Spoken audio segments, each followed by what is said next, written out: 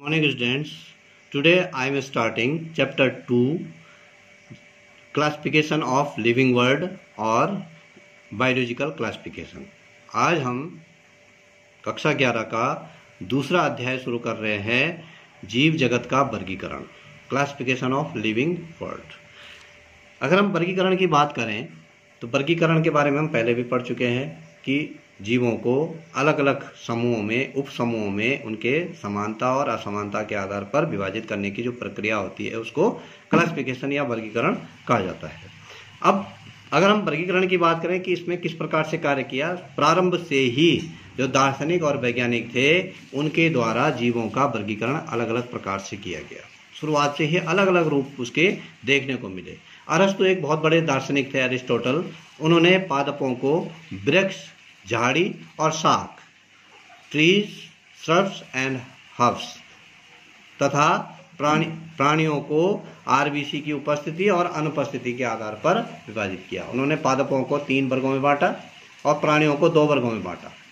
एक प्राणी ऐसे थे जिनको एनीमिया बोला गया। एनीमिया जो है उन प्राणियों को बोला गया, इस वर्ग में उन प्राणियों को रखा गया जिनमें लाल रुधिर जो थे, लाल रुधिर आरबीसी जिसको बोला जाता है, उनकी उपस्थिति नहीं थी। जो जिनमें ये लाल रुधिर नहीं पाया जाता है, ऐसे जंतुओं को जो है इसमें रखा गया। और इसके अंतर्गत स्पंज हो गए, कीट हो गए, तारा मछली हो गए आदि जंतुओं को इसमें रखा गया।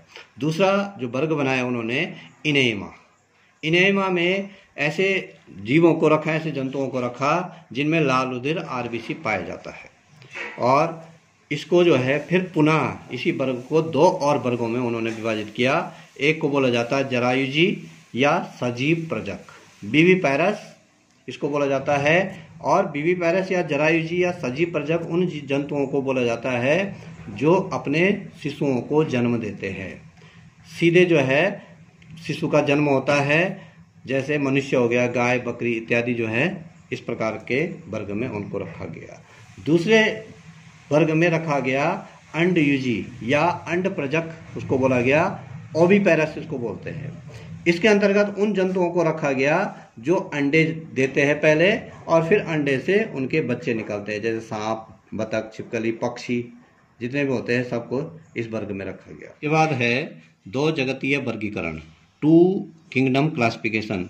इसको लीनियस के द्वारा प्रस्तावित किया गया और लीनियस ने जो कि द्विनाम पद्धति के जन्मदाता थे, उन्होंने जीवों को 2 जगतों में विभाजित किया, एक जंतु जगत और दूसरा पादप जगत, kingdom animalia and kingdom Plantae.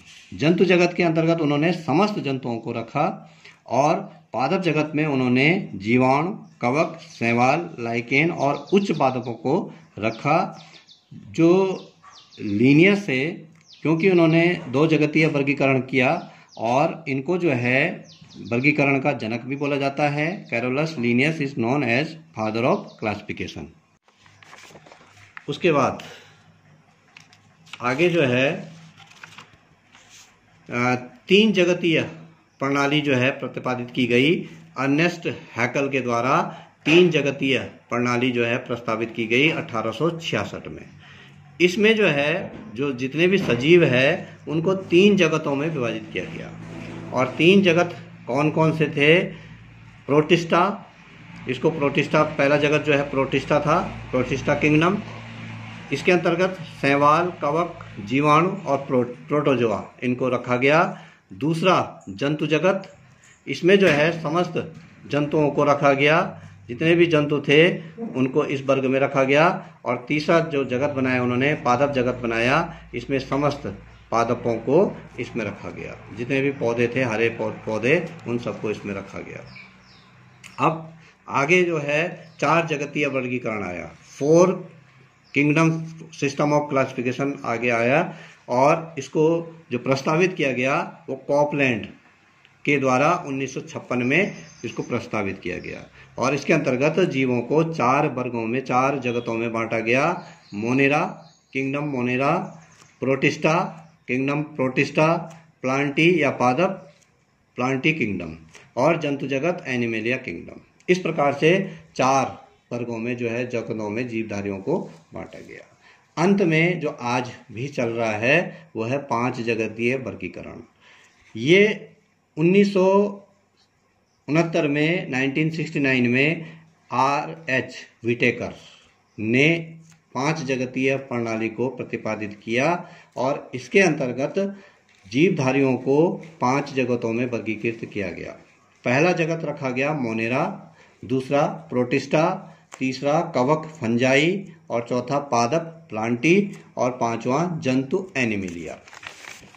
उसके बाद ये जो 5 जगतीय प्रणाली है इसके क्या आधारीय लक्षण थे, क्यों किस आधार पर 5 जगतों में जीवधारियों को बांटा गया, basic features of the 5 kingdom system. पहला जो आधार रखा गया वो रखा गया कोशिका की जटिलता के आधार पर, कॉम्प्लेक्सिटी ऑफ सेल्स।